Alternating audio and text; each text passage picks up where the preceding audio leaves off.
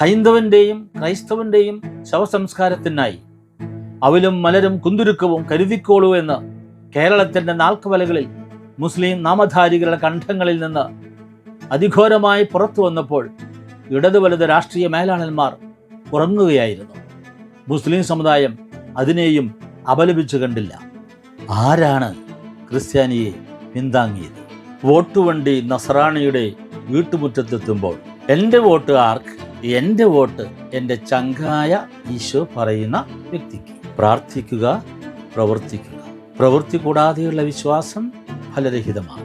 2024 April 26 ഭാരതത്തിലെ തെരഞ്ഞെടുപ്പിനോടനുബന്ധിച്ച് vote ചെയ്യുവാൻ polling ബൂത്തിലേക്ക് പോകുന്ന നസ്രാണിയോട് നസ്രായൻ ചോദിക്കുന്ന ചോദ്യങ്ങൾ ഓർക്കുക. നസ്രാണി, മറക്കരുത്, നിനക്ക് കൂട്ട് നസ്രായൻ മാത്രം.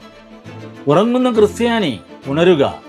ആരും അർത്ഥശൂന്യമായ വാക്കുകൾ കൊണ്ട് നിങ്ങളെ വഞ്ചിക്കാതിരിക്കട്ടെ. കർത്താവിന് പ്രസാദകരമായിട്ടുള്ളവ എന്തെന്ന് വിവേചിച്ചറിയുക. Vote for Christ. Vote for എൻ്റെ വോട്ട് ആർക്ക്? എൻ്റെ വോട്ട് എൻ്റെ ചങ്കായ ഈശോ പറയുന്നത്. നിങ്ങളുടെ വാക്ക് അതെ അതെ എന്നോ അല്ല അല്ല എന്നോ ആയിരിക്കട്ടെ. ഇതിനപ്പുറമുള്ളത് ദുഷ്ടനിൽ നിന്ന് വരും. വോട്ട് രേഖപ്പെടുത്താതിരിക്കരുത്. വിലപ്പെട്ടതാണ്.